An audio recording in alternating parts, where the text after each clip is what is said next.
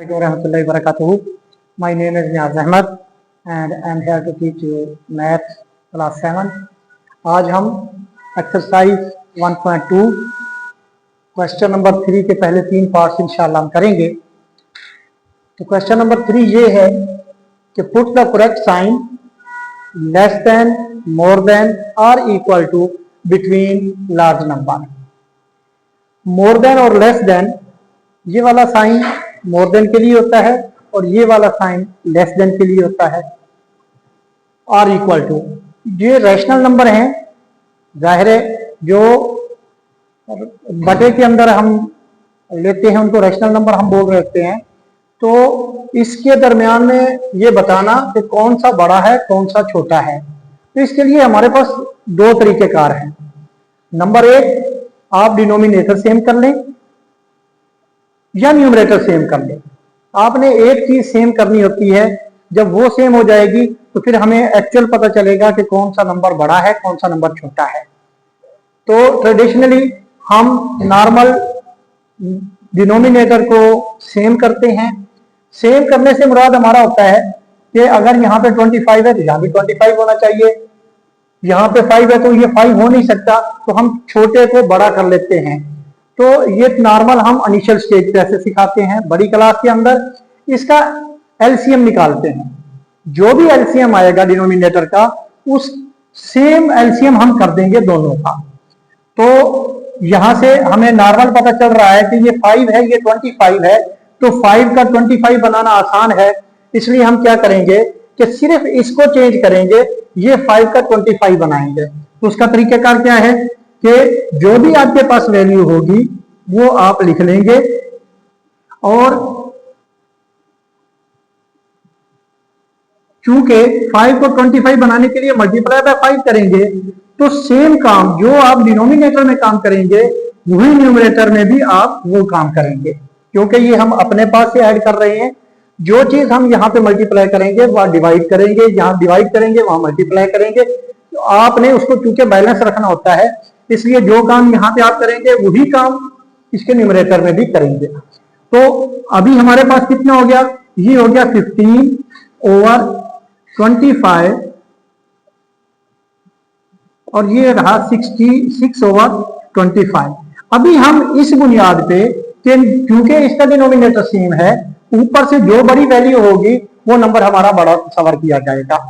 तो ऊपर चूंकि 15 जो बड़ा होता है, तो जिस साइड पे बड़ा होता है उस साइड पे इसका हम नॉर्मल बच्चों को समझाने के लिए कहते हैं कि इसका मुंह खोल देते हैं।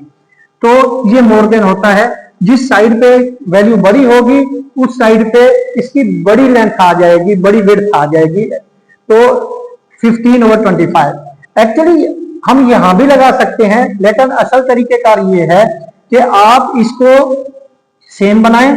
जब आपको पता चल गया कि हमारी पहले वाली वैल्यू बड़ी बन रही है, तो चूंकि हमें रैशनल नंबर तो ये दिया गया है, इसको दोबारा आप लिखिए 3/5 6/25 और हमें पता है कि चूंकि ये पहले वाला नंबर है तो ओरिजिनल वैल्यू लिख के उसमें आप इसको लेस देन, इक्वल या मोर देन जो भी आपका साइन बन रहा है ओरिजिनल में हम दे जाएंगे। दूसरे सवाल पे आते हैं। तो दूसरा सवाल बहुत ही सिंपल है। देखें, उसका डिनोमिनेटर तो पहले से ही सेम है, हमें करने नहीं पड़ेंगे। उसके बाद ऊपर वैल्यू जरा देखें, ये 7 है ये -7 है। अच्छा, एक बात बच्चों को क्लियर कर दूं, माइनस बार के सामने लगा हुआ हो, ऊपर वाले नंबर के साथ लगा हुआ हो या नीचे वाले नंबर के साथ लगा हुआ, उसका मतलब माइनस ही होता है, वो पूरी वैल्यू माइनस की ही गिनी जाती है। तो उसका सेम मीनिंग होते हैं।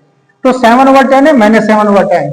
देखें, हमारे पास एक नंबर लाइन है, ये नंबर लाइन है हमारे पास, ये 0 है। अच्छा, इसके अंदर ये देखिए राइट साइड पे प्लस के नंबर हम लगाते हैं और माइनस के नंबर हमारे लेफ्ट पे होते हैं।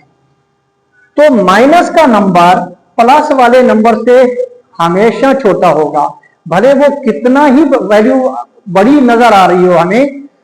माइनस की वैल्यू प्लस के 1 से भी, इवन के 0.001 अगर प्लस का है और माइनस की बहुत बड़ी वैल्यू कोई नजर आ रही है, तो हमेशा प्लस वाला नंबर बड़ा होगा।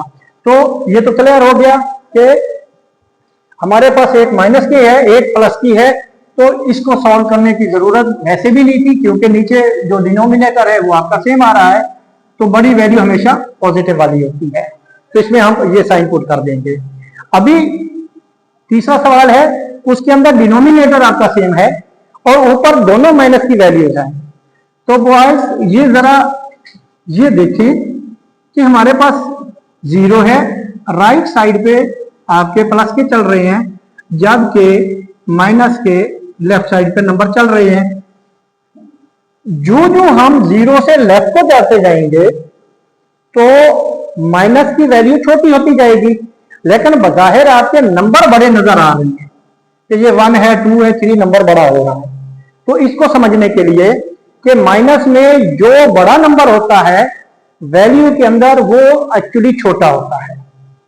माइनस के अंदर जो बड़ा फिगर नजर आ रहा होता है वो एक्चुअली उसकी जो वैल्यू होती है वो छोटी होती है।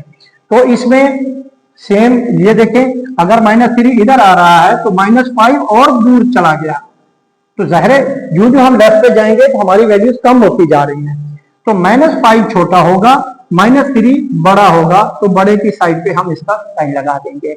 अगले वाले इसके साथ ही जो 3 सवाल है वो आपका होमवर्क होगा, वो इंशाल्लाह आप घर से करके लाएंगे। तो अगले लेक्चर तक के लिए अल्लाह हाफिज।